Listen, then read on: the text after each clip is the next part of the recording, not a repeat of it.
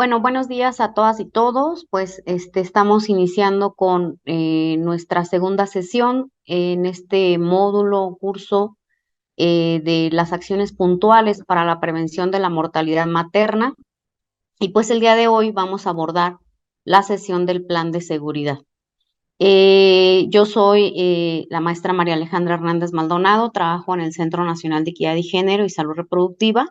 actualmente en la adjunta a la Subdirección de Atención Materna en el Departamento de Intervenciones Comunitarias. Y pues, pues agradezco mucho al equipo de la Secretaría de Salud en general para llevar a cabo este módulo. Pues vamos a comenzar. Este es un tema que a nosotros nos parece fundamental, el tema del plan de seguridad, como una de las acciones puntuales para la prevención de la mortalidad materna. ¿Qué es el plan de seguridad? Bueno, esta es una herramienta que contiene preguntas relacionadas con la atención del evento obstétrico y las señales de alarma que pueden presentarse en las usuarias obstétricas y en las personas recién nacidas, mediante la cual se puede orientar acciones oportunas. En este sentido, quiero comentarles que el plan de seguridad ha tenido algunas adaptaciones. Cada entidad federativa puede adaptar este formato de acuerdo a su contexto sociocultural. Por ejemplo, la imagen que tenemos al frente de este plan de seguridad, pues puede tener unas características sociodemográficas de alguna entidad federativa, pero hay quienes ha utilizado únicamente dibujos animados, o hay quienes ha utilizado fotografías directamente de su entidad federativa que representan a su población. Pero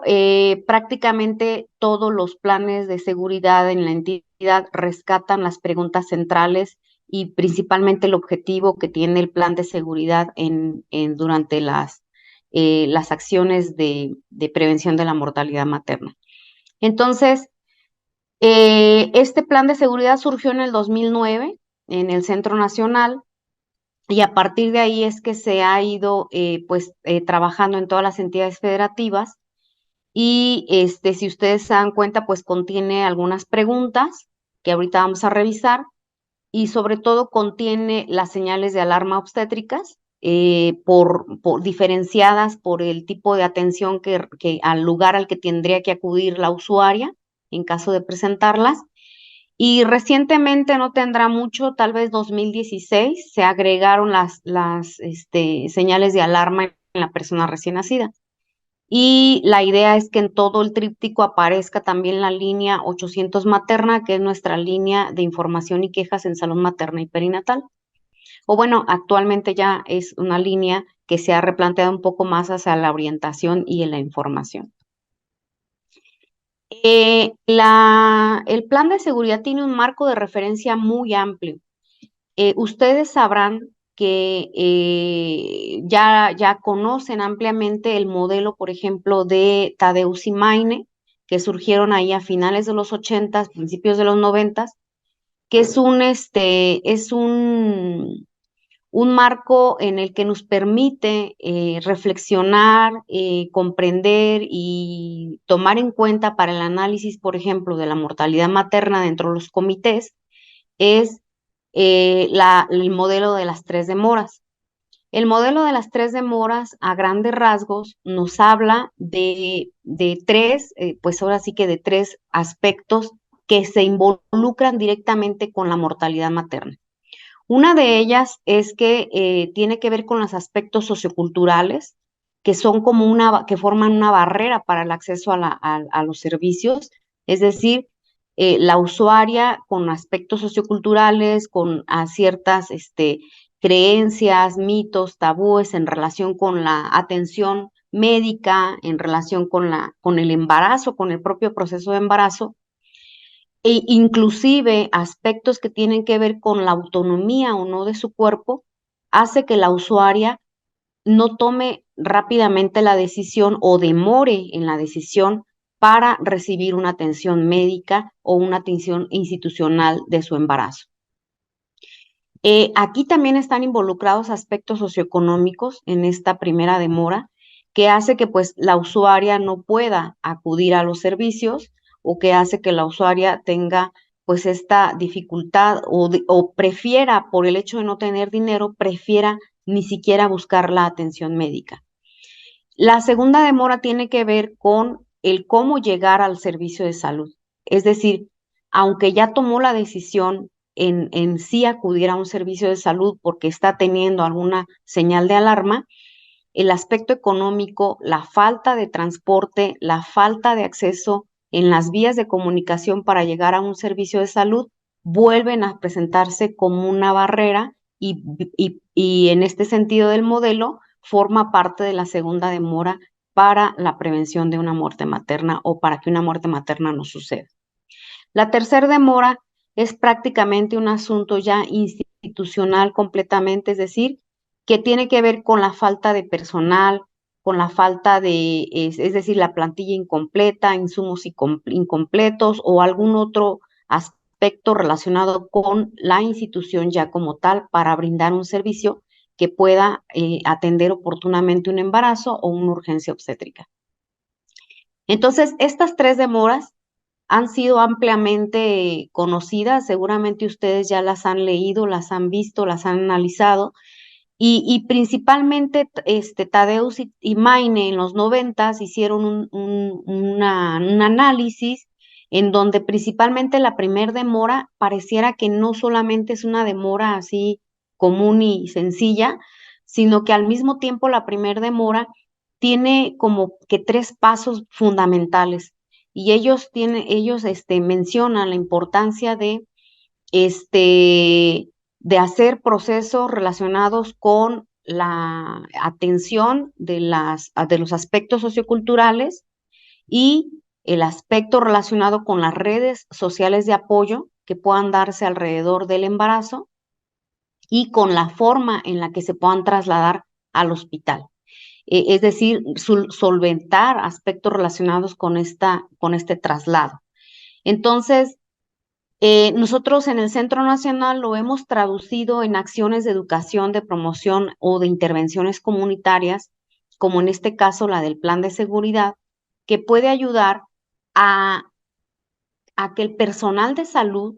pueda abordar todos estos elementos que involucran las tres demoras para muerte materna, pero sobre todo estos desmenuzados de los que nos hablan Tadeusz y Meine en relación con la primer demora, que son prácticamente aspectos socioculturales y del contexto social en el que vive cada usuario.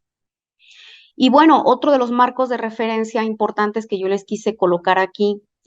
a grandes rasgos nada más, el PAE, nuestro programa de acción específico 2020-2024,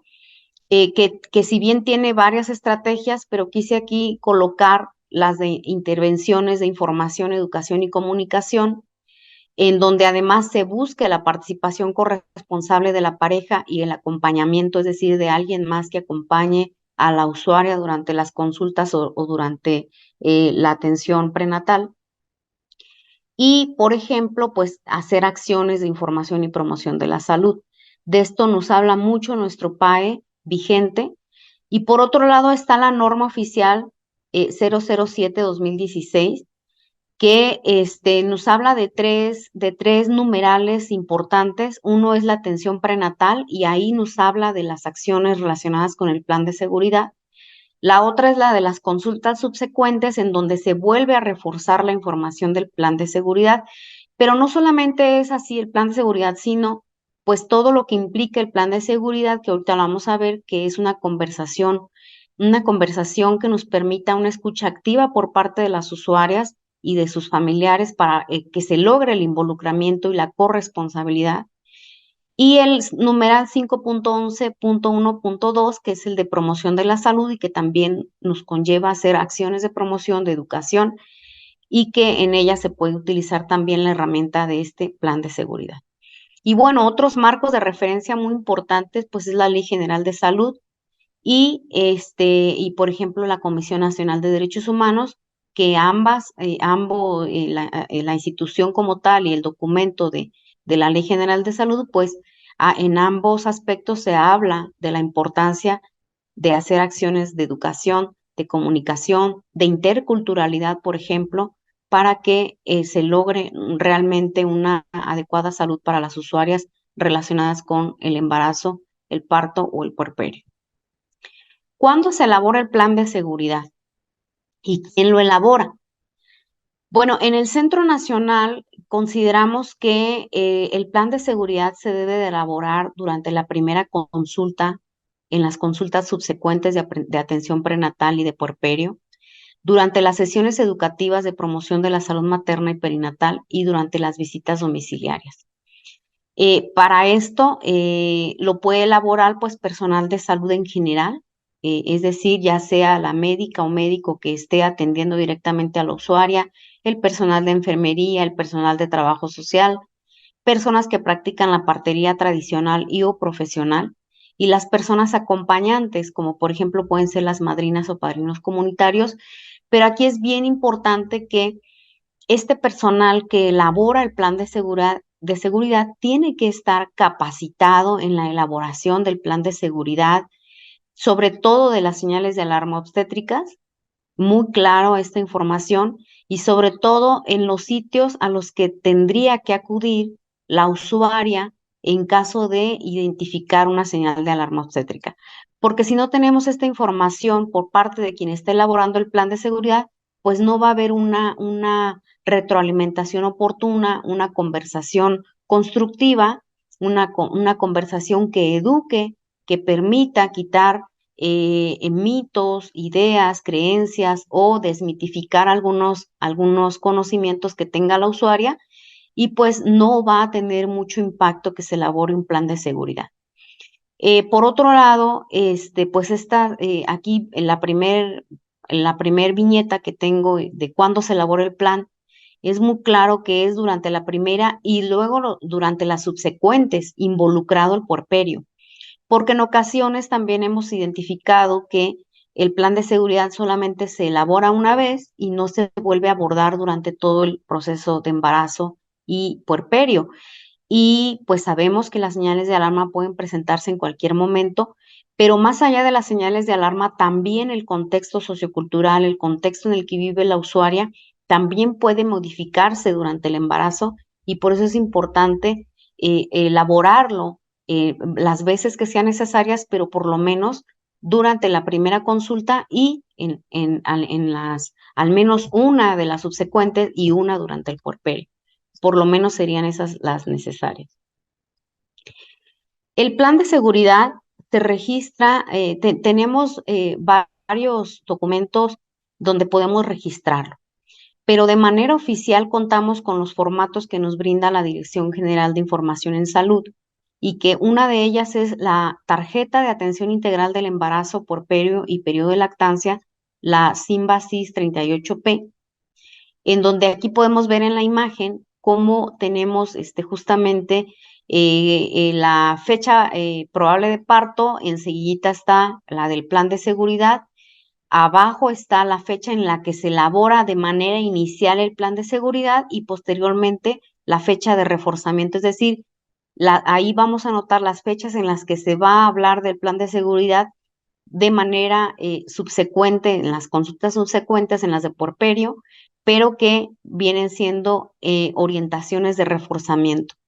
Entonces, esta información hay que colocarla dentro de la tarjeta de atención integral de embarazo, puerperio y periodo de lactancia, pero también tenemos otras tarjetas que hay entidades federativas que sí las están utilizando, como puede ser la tarjeta del bienestar para la salud comunitaria, y que son tres formatos distintos en los que en los tres hay que registrar esta elaboración de plan de seguridad de primera vez y subsecuente. Otro de los documentos oficiales que también fue, digamos, el primer documento en el que teníamos como base el registro oficial, fue el plan de seguridad, perdón, fue el expediente clínico. Desde el 2009 que se implementó el plan de seguridad en la Secretaría de Salud, se ha pedido que se registre en el expediente clínico. De hecho, el plan de seguridad, uno de sus cambios que ha tenido es que anteriormente era un formato, un tríptico que tenía una pestaña desprendible, y esta pestaña se engrapaba en el expediente clínico. Todos los planes de seguridad estaban foliados. Entonces, de esa manera, cuando revisábamos un expediente clínico, al ver la pestaña foliada del plan de seguridad, era una evidencia de que el plan de seguridad había sido elaborado con la usuaria y sus familiares. Posteriormente se ha quitado esta pestaña. Hay entidades en las que todavía se conserva la pestaña del plan de seguridad. Incluso hay entidades en que no tienen recurso para imprimir un plan de seguridad como se los mostré previamente, pero hacen un documento en tamaño carta y van sacando fotocopias y van anotando en el expediente clínico de manera textual sí, textualmente, que se elaboró el plan de seguridad en la consulta, en la fecha en la consulta que se esté anotando dentro de las notas del expediente clínico. Pero también hay entidades que si cuentan con los recursos, pues anexan ahí la copia del plan de seguridad como una evidencia de que sí se elaboró. Y por otro lado están los formatos paralelos, que estos ya son opcionales. Pueden ser el listado nominal de usuarias obstétricas que atienden en la unidad de salud o formatos de visitas domiciliarias, pero estos formatos paralelos ya van a depender de cada coordinación, de cada gerencia de salud que esté decidiendo o no utilizar estos formatos para otro tipo de registro, otro tipo de análisis, otro tipo de las supervisiones que ellos estén realizando directamente de la elaboración de este plan de seguridad. Pero oficialmente pues tenemos las tarjetas de la DGIS y el expediente, perdón, y el expediente clínico. Por otro lado, es importante o hemos visto, cada entidad federativa pues conoce a su población, conoce a su personal de salud y busca las maneras, las estrategias de que las acciones se lleven a cabo. Y hemos visto que en algunos expedientes clínicos, por ejemplo, pues no solo anotan textualmente que se elaboró el plan de seguridad en tal fecha de tal consulta, sino que además hay quienes piden a la usuaria que firmen dentro de la nota del expediente clínico que recibió la orientación del plan de seguridad. Y en este sentido quiero comentarles que ustedes como personal que estará trabajando con usuarias, elaborando planes de seguridad durante sus consultas, durante sus acciones de educación y de promoción de la salud materna, pues aquí lo fundamental, lo que a mí me gustaría, en el Centro Nacional nos gustaría que quede muy claro, es que no basta con el registro. O sea, no queremos que ya a partir de que hemos pedido que se registre de manera oficial el plan de seguridad, pues tengamos así como todos los indicadores elevados de que se elabora el plan de seguridad, pero que en realidad cuando entrevistamos a las usuarias o cuando la usuaria tiene que tomar una decisión de su atención, es ahí donde ya falla, donde a la usuaria no le quedó clara la información, donde no comprendió las señales de alarma, donde posiblemente se refleja que no tuvo ningún impacto la conversación que tuvimos con ella durante el plan de seguridad, porque finalmente decidió no acudir a una institución para la atención del embarazo o no contó con las redes sociales de apoyo para trasladarse al hospital. Entonces, más allá de tener una serie de indicadores que nos muestren que la unidad tiene el 100% cubierto de su población obstétrica con planes de seguridad elaborados de primera vez y subsecuentes o de reforzamiento, pues más allá lo que nos gustaría es que esto se refleje en cuando hacemos nuestros análisis de mortalidad materna, de morbilidad materna, pues ahí se pueda reflejar que hubo un impacto en la educación de la salud materna, de las acciones de promoción de la salud materna. Ahí es donde va a impactar el trabajo que hagamos para la elaboración del plan de seguridad. Y entendemos perfectamente que pues, en ocasiones las consultas tienen que darse de una manera apresurada, y es por eso que anteriormente les mencionaba, ¿no? ¿Dónde se puede elaborar el plan de seguridad? Y justamente para eso lo colocamos, porque queremos que el personal de salud no solamente se quede con la idea de que si ya lo elaboró en la primera consulta de atención del embarazo o del puerperio, sino que haya otras vías donde pueda tener la información del plan de seguridad de tal forma que pueda ser realmente impactante y que a la usuaria le permita la toma de decisiones adecuada,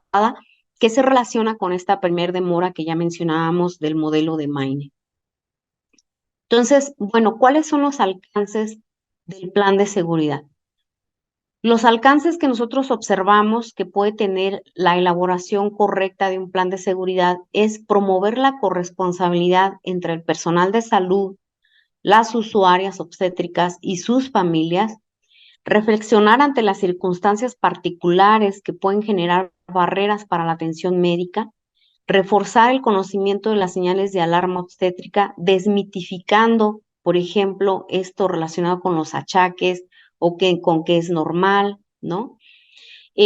Por ejemplo, en esto de reflexionar ante las circunstancias particulares, es en los aspectos geográficos, por ejemplo, o sea, si la usuaria sabe perfectamente que cuando es temporada de lluvias, los cerros se desgajan, la carretera que conecta con el hospital se bloquea porque este cerro se desgaja, o que simplemente el camino se destruye con las lluvias y no hay manera de que pase algún vehículo más que, por ejemplo, un animal como un burro con carretillas o con otro tipo pues, materiales con los que ellos se puedan apoyar en la comunidad. Si esta usuaria sabe de estas situaciones, pues es importante que en una conversación dentro del centro de salud se puedan reflexionar estas y puedan buscarse alternativas junto con ella y sus familiares o acompañantes. ¿Qué se puede hacer ante estas situaciones? ¿Ustedes qué han hecho? Cuando sucede esto, ¿qué? ¿Cuáles son las vías que toman? ¿Cuál es la otra vía alterna por la que pueden salir? Es decir, esto es lo que se tiene que reflexionar, el contexto en el que vive la usuaria. Otro de los contextos también puede ser es con quién vive la usuaria, ¿sí? Si la usuaria sí nos habla que tiene una red de apoyo social familiar, como por ejemplo que vive con la suegra, que el esposo trabaja en el campo, pero que está cerca de la casa, ¿sí? Son estas circunstancias las que hay que reflexionar, porque puede ser que aunque el esposo vive en el campo, trabaja en el campo, posiblemente no haya señal para comunicarse y decirle, ya estoy teniendo tales señales de alarma o estoy teniendo ya un trabajo de parto. Y a lo mejor la suegra con la que vive, a lo mejor es una persona adulta mayor, a lo mejor es una persona con alguna discapacidad, entonces finalmente, aunque la usuaria, aunque preguntáramos si cuenta con más personas de apoyo a su alrededor y nos dice que sí, posiblemente no son las personas ideales para apoyar ante una emergencia obstétrica. Entonces, son los aspectos que hay que reflexionar. Reforzar el conocimiento de las señales de alarma nos va a permitir identificar este tipo de mitos, cuando a veces se ha escuchado que es normal que te duela el estómago, es normal que se te hinchen los pies, es normal que la cabeza te duela, tú acuéstate y no va a pasar nada, es normal que sientas todos esos achaques, entonces va a ser el alcance que tiene el plan de seguridad es reforzar esta información adecuada para lograr la desmitificación de estos datos que pueden estar dentro de la familia, dentro de la comunidad y que pueden ser pues altamente influyentes en la usuaria para la toma de decisiones. Si mi suegra dice que ella tuvo 14 partos y que así sintió dolores de cabeza durante todos sus embarazos y está viva, pues quiere decir que no me va a pasar nada. Si mi suegra dice que es normal que que yo manche mi ropa interior, pues quiere decir que no va a pasar nada. Entonces, a veces esa información es de mucho peso para las usuarias para la toma de decisiones. Y aquí es importante tener pues la perspectiva de género siempre, siempre puesta como nuestros lentes de género que tenemos que estar viendo a las usuarias porque estos elementos nos hacen traducir en que las usuarias no tienen precisamente la autonomía de su cuerpo para la toma de decisiones, sino que dependen de alguien más. Depende de si la suegra da la señal o no, da la luz verde o no para acudir al centro de salud, o el esposo da o no la luz verde para que otro personal vea su cuerpo, por ejemplo, durante una revisión. Entonces, son elementos relacionados con muchos factores, pero principalmente socioculturales y de género. Por otro lado, el alcance que tiene el plan de seguridad es generar actitudes de alerta ante circunstancias adversas, es decir, qué vamos a hacer, qué podemos hacer, cuáles son nuestros plan A, B y C para saber que todo va a estar bien. Cuando se elabora un plan de seguridad, lo que se busca es que la usuaria y sus familiares queden con la tranquilidad mayor posible que permita pues tomar estas alternativas, estas actitudes de alerta, pero que al mismo tiempo genere cierta tranquilidad de saber que las cosas a su alrededor van a estar bien porque ya las han estado pensando y porque ya han estado revisando qué acciones pueden tomar en ese momento para evitar alguna circunstancia de emergencia. Y obviamente uno de los alcances muy importantes que tiene el plan de seguridad es identificar la red de apoyo social, sea esta familiar o la de servicios de salud y comunitaria, para que nos permita planear las acciones de acuerdo a los escenarios que puedan presentarse. Y en esta identificación de red de apoyo social, no solamente es esta familiar, como ya lo he mencionado, del acompañante, que puede ser una madrina, un padrino comunitario, su familia, sino que también es pues estos apoyos que pueden generarse dentro de la comunidad, como es la red de un transporte, los vehículos que puedan proporcionar la propia comunidad, ¿sí? O otro tipo de apoyo para, ya sea a veces inclusive económico, cuando se sabe que la usuaria no tiene la capacidad económica para la toma de decisiones y se generan fondos comunitarios para la salida ante una emergencia obstétrica. Ahora, la elaboración del plan de seguridad, como ya previamente lo había comentado, requiere de unas habilidades importantes para la elaboración de este plan. Es decir, para que realmente se genere un impacto en las usuarias y en las personas acompañantes, o también para que se busque la reflexibilidad por parte del personal de salud, pues se ocupa de la conversación constructiva. Y en este sentido, la conversación constructiva, de acuerdo con Corredor, es que es una interacción discursiva que está enmarcada en un entorno sociocultural, ¿sí? Ustedes pueden ver aquí las imágenes que coloqué. Esos pueden ser varios de los contextos socioculturales y de los entornos, ¿sí? Una es que, si se dan cuenta, en una de las imágenes hay más niñas y niños alrededor de la embarazada. Quiere decir que la toma de decisiones puede depender de quién va a cuidar a mis hijos e hijas si yo me voy a un hospital, si yo me voy de mi comunidad. Ese es un entorno. Otro entorno puede ser que a veces se le da prioridad por cuestiones de género a las labores del hogar. Otro entorno puede ser esto que mencionábamos de los caminos que pueden desgajarse los cerros y entonces generar un bloqueo, etcétera, ¿no? Entonces, esta conversación constructiva busca que sea un intercambio de saberes, de actitudes, pero que además en la conversación constructiva se busca que se proporcionen datos e información verídica, veraz, oportuna, correcta, ¿no? Y que sea a través de este intercambio lingüístico que permita enriquecer tanto la información que tiene la usuaria como la que el personal de salud puede proveer, ya que no se trata de generar una discusión, un pleito o un choque de ideas. A veces podemos encontrar aspectos de cosmovisión relacionados con, pues, su cultura, con aspectos relacionados con lo frío, lo caliente, lo que tiene que ver con estos imaginarios relacionados, pues, con la cosmovisión, en donde en la toma de decisiones de si van a un hospital, mejor no voy porque es un lugar frío, el quirófano es frío y entonces eso no ayuda en mi matriz, que es caliente, o tomar ciertos medicamentos me va a provocar frialdad. o aspectos pues relacionados con que lo que se da dentro de que rompe con su cultura pueda no ser lo correcto, ¿sí? No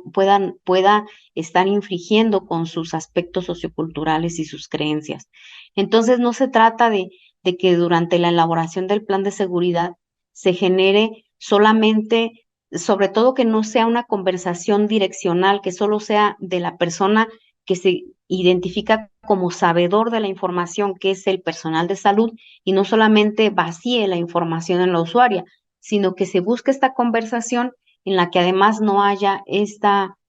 lucha de creencias, de ideas, sino que al contrario se enriquezcan las de la usuaria y se pueda lograr la desmitificación, no con la pelea, sino con la búsqueda de un diálogo de intercambio de saberes. Entonces, esta conversación constructiva, si se lleva a cabo durante la elaboración del plan de seguridad, pues permitirá lograr también que haya pues una información más empática, una actitud también de colaboración y esto que mencionábamos previamente, la corresponsabilidad en la atención de la salud. Y por un lado, tiene que ver también estos aspectos actitudinales, según un corredor, tiene que ver con la dedicación, que es la atención a lo que se dice. Y aquí es bien importante que si el personal de salud considera que no tiene estos elementos, entonces se busque otra segunda vía por la que se elabore también el plan de seguridad, no solamente en la consulta, sino por alguien más, sobre todo cuando se detectan elementos que pueden ser alertas para el personal de salud, elementos en la usuaria, como por ejemplo que no nos está escuchando, que es monolingüe y yo no hablo su lengua, ¿sí? O, por ejemplo, que hay una situación severa de salud mental en donde la usuaria no está poniendo la atención que queremos porque trae otra situación relacionada con depresión, por ejemplo, relacionada con violencia, y esa usuaria no va a escuchar porque el bloqueo no es consciente, el bloqueo de escucharnos no es consciente, no es a propósito, no es voluntario, sino que tiene que ver con un aspecto de la salud mental propiamente, y por eso se ocupa otro tipo de dedicación, como nos habla Corredor, la dedicación que se le pueda dar a la conversación constructiva con esta usuaria. Como la imagen que estamos viendo es una usuaria que no está viendo a la persona que le está hablando, su rostro sí nos está diciendo directamente que hay otra cosa en su mente en ese momento, hay otra situación que le preocupa más que lo que yo le estoy diciendo, aunque lo que yo le esté diciendo esté hablando de que estamos hablando de la prevención de la muerte materna, de que ella muera. No va a ser un tema prioritario para ella en ese momento porque en su cabeza hay otra serie de elementos que desconocemos y que además nos tiene que dar la alerta para derivarla a otros servicios de salud mental o relacionado con la violencia, dependiendo de lo que esté pasando en la usuaria. Pero aquí lo importante son las actitudes que tenemos que desarrollar como personal de salud para que esta conversación pueda llevarse a cabo de manera correcta. Y entonces en este caso es valorar lo que se está conversando, es decir, escuchar lo que nos está diciendo la usuaria para que podamos establecer este diálogo recíproco. Por otro lado, la disposición a escuchar, porque en ocasiones podemos confrontarnos con una situación de salud mental como depresión o violencia y podemos decir, ese tema no lo manejo, no es mío, no me voy a meter porque no sé cómo hacerlo. Y eso bloquea nuestra mente y nos hace no escuchar. Entonces, aquí se ocupa la disposición de escuchar. El silencio oportuno es saber en qué momento tengo que guardar silencio porque la usuaria está expresando algo que requiere este silencio oportuno, porque la usuaria está manifestando y en ocasiones se logra esta confianza completa de conversación, que la usuaria ya siente la confianza de expresar elementos relacionados con lo que está viviendo, con lo que está sintiendo, con lo que está en su mente, Y entonces es cuando tenemos que tener la habilidad de en qué momento debo callarme, de en qué momento la información que le estoy proporcionando no es la que le sirve. Y tengo que saber en qué momento vuelvo a esa información que para mí es oportuna dársela en este momento, pero que tengo que buscar el espacio para que ella pueda escucharla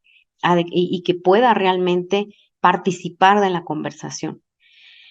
Y aquí es donde entra este elemento del que ya he venido hablando, ¿no? La atención a las manifestaciones del lenguaje verbal y no verbal que nos puede estar presentando la usuaria durante la conversación. ¿Qué es esto de no vernos,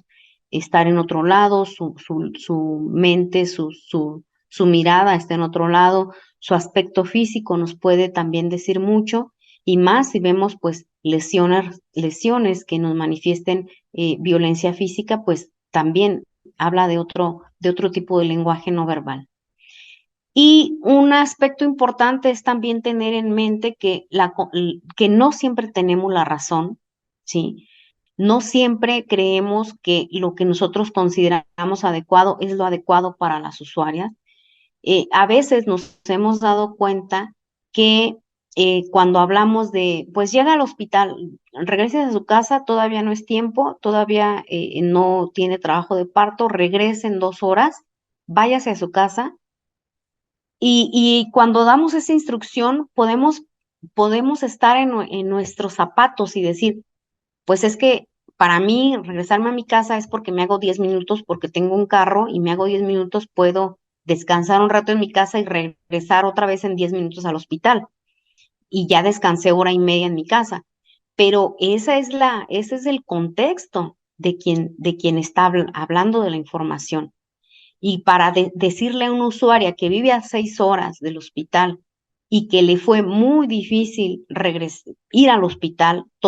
para empezar, tomar la decisión en realmente acudir a un servicio de salud, después en tomar la decisión de en qué trasladarse, buscar la red de apoyo que la trasladara, buscar el aspecto económico que le ayudara a trasladarla, buscar quién cuidara de sus otros hijos e hijas, buscar quién la acompañara, o sea, esa persona hizo miles de cosas antes de llegar al hospital para que yo le diga, regresa en 2 horas. O sea, aquí es donde hay que revisar cuando no siempre tenemos la razón, y esto también puede suceder durante la elaboración del plan de seguridad. Que la usuaria nos muestre con sus razones que ha tenido durante su educación, durante su vida, durante que vive con su suegra, etcétera, del por qué no tiene que hacer caso a los pies hinchados, de por qué no tiene que hacer caso al dolor de cabeza o a ver lucecitas. Ella puede tener varias razones, y aunque yo se las quiera discutir, yo también tengo que buscar que tengo que hablar de una manera, con un lenguaje claro, con unas ideas muy claras que permitan no pelearnos, y por otro lado, que ella no se dé cuenta o que ella no considere que la que tiene la razón soy yo y que tiene que hacerme caso, sino que sea una conversación que le permita la reflexión, que le permita la toma de decisiones adecuadas. Por otro lado, la oportunidad de corregir también es un elemento que se nos puede escapar mucho, sobre todo pues cuando está esta idea en el personal de salud de que yo tengo la razón. Entonces difícilmente puedo decir, perdón, me equivoqué, o discúlpame, aquí no te lo dije bien, la correcto es esto. Y es mejor, o sea, eso ayuda muchísimo más a que la conversación se haga de muchísima más confianza, que se rompa el hielo o que se genere un ambiente más empático. Y pues aquí también algo que ya había mencionado, considerar que quien nos está escuchando no es solamente un receptor de la información,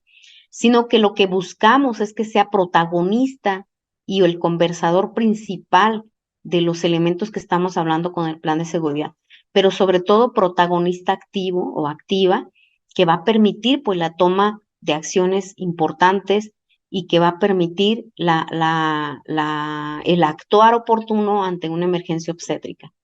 Y por otro lado, expresarse de forma asertiva la mayor parte del tiempo, que esto hace que, pues, al comunicarnos asertivamente evitamos el dar por hecho, evitamos que lo está entendiendo, evitamos que tal palabra técnica sí la sabe, que ya la ha escuchado, que sabe que a qué le estoy, qué significa tener eclampsia, que sabe qué significa tener edema, que sabe qué significa otro tipo de palabras técnicas, ¿no? Entonces, aquí es buscar la forma de hablar de manera asertiva, pero sobre todo también cuando son palabras técnicas, lo más adecuado es ser descriptiva, que la persona pueda describir lo que puede sucederle, que pueda describir en otro tipo de palabras estas palabras técnicas, de tal forma que pueda realmente ser comprendida la información que se está abordando durante el plan de seguridad. Estas son las preguntas guía del plan de seguridad. Estas son una parte de las preguntas y que, por ejemplo, pues comienzan con preguntas muy básicas, ¿no? Como en qué fecha, cuál es la fecha probable de parto, convertida en otra pregunta, ¿sí? En dónde te vas a atender, si va a ser institucional o con partera tradicional, traducida en otra pregunta, ¿quién va a atender tu parto? ¿Cuánto tiempo tardarías en llegar a ese lugar? Es decir, ¿a qué distancia te queda el hospital resolutivo o el hospital en donde te están refiriendo de tu casa o de donde vives actualmente? Porque puede ser que hablemos de su casa y no está viviendo actualmente ahí, está viviendo con la suegra, con el suegro, con la tía, con la mamá, etcétera. Entonces, ¿cuánto tiempo vas a tardar en llegar a ese lugar? Si conoce el lugar, por un lado, porque podemos saber que en ocasiones hay lugares que tienen que ver, por ejemplo, con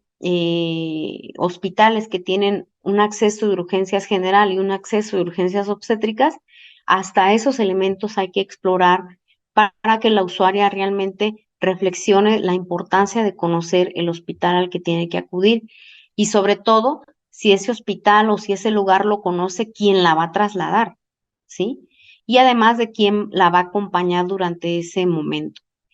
Y siempre ponerle estas opciones o estos panoramas, ¿no? De si no está esa persona, si no sirve ese vehículo, si no está ese lugar, si la carretera se bloqueó, o sea, siempre hay que estar pensando en su contexto para poder lograr esta elaboración del plan de seguridad. Y del cuidado de los hijas e hijos es bien importante porque de eso depende muchas veces la toma de decisiones. No me voy a ir de mi casa porque no tengo quien cuide a mis hijas e hijos y eso pues hace que la usuaria decida atenderse en su casa cuando no es el lugar adecuado, sobre todo si tiene ya señales de alarma de urgencia obstétrica. Sabemos que no es el lugar más adecuado, pero si ella no lo logró reflexionar, pues va a tomar la decisión en el momento que se esté sucediendo estas señales de alarma obstétrica de una urgencia y va a tomar la decisión de no acudir porque va a tener más peso su familia en general. Y entonces aquí es donde profundizamos lo relacionado con las señales de alarma relacionadas ya con una emergencia obstétrica, estas que no pueden esperar más de 2 horas para atenderse. Eso hay que mencionarlo, hay que hablar y volver a mencionar cuáles son esas señales de alarma que tiene que identificar la usuaria y su familia para que sepa que no puede esperarse, que no puede ir al centro de salud. ¿Por qué no puede ir al centro de salud? Que va a perder tiempo, que necesita ubicar rápidamente un medio de traslado, que necesita quien más la acompañe y que necesita llegar a tal hospital. Y para eso se ocupa el personal tenga muy clara la red de servicios de salud diferenciada por servicio. Esto es importantísimo, porque si el personal de salud no sabe que en tal hospital no hay servicio de ginecología, no tiene ningún sentido trasladarla a ese servicio si no va a haber manera de que ese personal, de que esa usuaria llegue ahí. Bueno, va a llegar, pero no va a recibir la atención porque no hay servicio de ginecología. O si la emergencia obstétrica está relacionada con el sangrado, con una hemorragia, No tiene ningún sentido derivarla a un hospital donde no hay banco de sangre. Si la usuaria está teniendo un problema de otra índole relacionada, por ejemplo, ya con eclampsia, no tiene ningún sentido derivarla a un hospital que no tiene el servicio de UCIN completo, etcétera. Entonces, esta cartera de la red de servicios, esta funcionalidad completa de la red de servicios, es algo que tiene que tener el personal de salud para que realmente se dé una práctica colaborativa interprofesional que está centrada en este caso directamente en la usuaria obstétrica. Entonces, también es importante que no solo conozca la red de servicios de salud, sino que conozca las redes de apoyo social que tienen consolidadas en la unidad de salud. Una cosa es la red de apoyo social familiar que pueda gestionar la usuaria en su propia comunidad, que pueda gestionar su familiar, su acompañante en la propia comunidad, y la otra es la red de apoyo social que en ocasiones establecen las jurisdicciones, establecen o los distritos sanitarios, establecen las gerencias estatales o los centros de salud directamente y que son redes que se forman de manera interinstitucional, a veces con la Cruz Roja, con la Cruz Verde, con cualquier ambulancia o inclusive con el Comité Local de Salud que generan fondos económicos para pagar la gasolina o para pagar otro tipo de traslado, otro tipo de, de, de mantenimiento del vehículo. Entonces, es importante informar de estas redes. Mire, si usted no tiene quien la lleve al hospital, don Juan, que vive aquí a 3 cuadras del centro de salud, la puede llevar. Aquí le dejo su teléfono o nos busca aquí para nosotros contactar a esta red de apoyo que tiene un transporte AME, en este caso en el Centro Nacional le llamamos transportes de apoyo a la mujer embarazada, que son transportes locales, y pues esta información hay que tenerla a la mano para proporcionársela durante el plan de seguridad. Pero en este sentido también es importante que tengamos estas redes de apoyo social formadas, vigentes y que tengamos la información completa y que realmente sean vigentes, porque en ocasiones podemos tener una red de apoyo social que se firmó hace 4 años y que la seguimos hablando, seguimos pasando el teléfono del señor que nos va a apoyar con el traslado y resulta de que desde el año pasado el señor decidió ya no formar parte de la red porque él dijo que nada más 2 años. Entonces, estas redes hay que estarlas actualizando, hay que estarlas dando seguimiento para ver que realmente sean funcionales, que estén vigentes, activas. De lo contrario, estamos brindando una información incorrecta a la usuaria y ¿saben qué va a pasar? La usuaria no nos va a volver a creer, porque la usuaria le va a hablar, no le van a responder, le van a decir que ahí nadie le puede apoyar y la usuaria nunca más nos vuelve a confiar. Y después podemos decir en la consulta, es que es una usuaria renuente, no quiere venir, no quiere hacerme caso, no quiere ir al hospital. Pues no, no quiere ir porque en 2 ocasiones que ella intentó ir, el traslado no le ayudó, el hospital no tenía ginecología y cuando fue al centro de salud estaba cerrado. O sea, hay que tomar en cuenta que atrás de esa palabra renuencia hay toda una historia de cómo se generó la confianza en la usuaria y explorar otras redes de apoyo de la usuaria. Como por ejemplo, está también la línea 800 materna, que puede ser una red de apoyo también para la usuaria. Y pues en este aspecto colabora todo el personal profesional alrededor de la usuaria, para que podamos pues brindar una práctica profesional colaborativa. Ahora, otro aspecto importante es el impacto en la persona y su entorno. En este sentido es cómo podemos impactar en la usuaria obstétrica desde, ya lo hemos hablado, ¿no? Desde el resignificado de la información, ahí estamos haciendo un impacto importante sociocultural, que la toma de decisiones es más informada, la usuaria ya no solo tiene la información que le da la comunidad, su suegra, su suegro, su mamá, su hermana, sino que hay más información oportuna, veraz, eficiente, que le va a permitir la toma de decisiones correcta. La activación de redes de apoyo social, como es el acompañamiento a través de un personaje como madrinas o padrinos comunitarios, una persona traductora y espacios de transporte AME, por ejemplo, estos que venía mencionando yo hace un momento. Y también, por ejemplo, otro aspecto importante es la preparación de los documentos requeridos para la atención, que a veces se olvidan al momento de una urgencia, se olvida que debe de llevar su referencia o se olvida en qué centro de salud estaba siendo atendida, si tenía una cartilla, si tenía, etcétera. O sea, elementos que hay que tener preparados oportunamente y que al hacer este trabajo colaborativo impactamos de esta manera positiva en la comunidad y en la usuaria sobre todo. Por ejemplo, en la comunidad se generan estas redes de apoyo de transporte AME, surgen, cuando hay una urgencia obstétrica, surgen estas redes de apoyo, inclusive queda en el histórico. Cuando hubo una muerte materna, dicen, es que yo no quiero que vuelva a suceder esto aquí y voy a apoyar, voy a colaborar con mi vehículo para que no vuelva a suceder este tipo de situaciones. Y bueno, hay varias técnicas que ustedes aplican o que pueden aplicar o que conocen para el abordaje, por ejemplo, del plan de seguridad,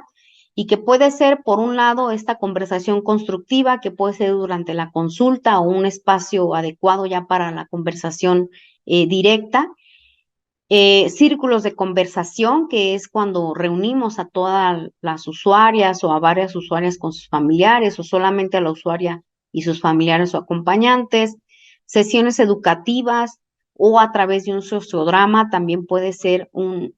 son técnicas de abordaje que pueden facilitar la reflexión, la conversación constructiva, la toma de decisiones, ¿sí? Y modificar sobre todo la información o desmitificar y generar información correcta. Entonces, García de Vicente nos habla de, por ejemplo, de que el sociodrama permite el cambio de actitudes y de esquemas cognitivos en la estructura del grupo encaminada en la prevención comunitaria. Es decir, que si decidimos que además de la conversación constructiva durante la consulta, hacemos otro tipo de actividad para que se genere todavía una mayor información de la importancia del plan de seguridad, podemos hacer estos sociodramas. Y lo único que ocupamos es un escenario, que en este caso es un espacio imaginario, que puede ser que están dentro del centro de salud en un espacio, pero imaginando que se encuentran en su casa, en su comunidad, etcétera, que haya una persona directiva o facilitadora del sociodrama que tenga el conocimiento completo de la problemática y de la información que requiere el plan de seguridad. El protagonista o la protagonista, que puede ser la usuaria en una urgencia obstétrica o la usuaria que está teniendo dificultades para la toma de decisiones porque la suegra, la mamá está influyendo en la toma de decisiones, por ejemplo, y el público, que en este caso puede ser durante los clubes de embarazadas, por ejemplo, que son sesiones que se realizan con las usuarias obstétricas y sus familias, entonces ahí pueden opinar, dar sus propias experiencias, enriquecer el tema, decir qué se pudo haber hecho ante el sociodrama que se vivió. Es decir, son elementos que pueden favorecer que la información quede clara mediante una forma más lúdica de la información, que es a través de este sociodrama. Y bueno, el sociodrama nos permite objetivos como el darse cuenta de los propios pensamientos, sentimientos, motivaciones, conductas y relaciones, es decir, genera una reflexión profunda, una reflexión ante lo que se puede realizar, mejora la comprensión de las situaciones, permite investigar la posibilidad y la capacidad de otras acciones de conducta, de otras actitudes, de otras habilidades, de otras, pues ahora sí que tomar acción respecto a diferentes panoramas que puedan presentarse durante el sociodrama, y permite ensayar, aprender y prepararse para actuar ante futuras conductas o ante respuestas, por ejemplo, relacionadas con una urgencia obstétrica. Este puede ser un ensayo importante de qué harías tú ante la situación que vimos en el sociodrama, ante el panorama que mostramos. Entonces aquí se requiere que pues ustedes puedan llevar a cabo esta práctica no como única, sino que siempre sea una práctica después de la comunicación, de la conversación constructiva durante la consulta, que sea otro tipo de práctica secundaria que se pueda elaborar con un grupo más amplio, de tal forma que permita pues esto que nos dice Moreno, que permita investigar, mejorar, darse cuenta, pero sobre todo ensayar lo que se puede hacer ante una urgencia obstétrica para que pues todas puedan ver que eso pueden vivir, que eso les puede pasar y que así de esa manera pueden actuar de manera oportuna. Entonces, pues bueno, les dejo aquí estas referencias por si gustan ustedes consultar más ampliamente alguna información. Les sugiero mucho que si todavía no queda muy clara la información relacionada con las demoras, está un documento del Fondo de Poblaciones de las Naciones Unidas, el de determinantes sociales de la morbilidad y la mortalidad maternas, acciones para superar las demoras 1 y 2, que son justamente las que nos involucran con la educación y la promoción de la salud materna. Está por publicar, tenemos por publicar un lineamiento de intervenciones comunitarias en salud materna y perinatal. Después ya les invitaremos y lo daremos a conocer para que lo revisen, lo conozcan y lo apliquen. Y pues hay otros documentos que puedan ser de apoyo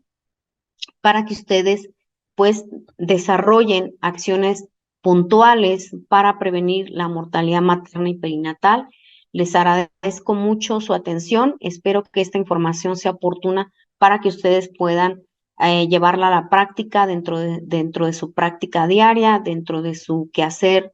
como personal de salud, como personal que atiende a otras personas y que siempre tengamos en cuenta que el foco es la usuaria con sus acompañantes y familiares para que juntas y juntos podamos evitar muertes maternas o morbilidades extremas. Muchas gracias y quedo a sus órdenes. Gracias al equipo también de la Secretaría de Salud.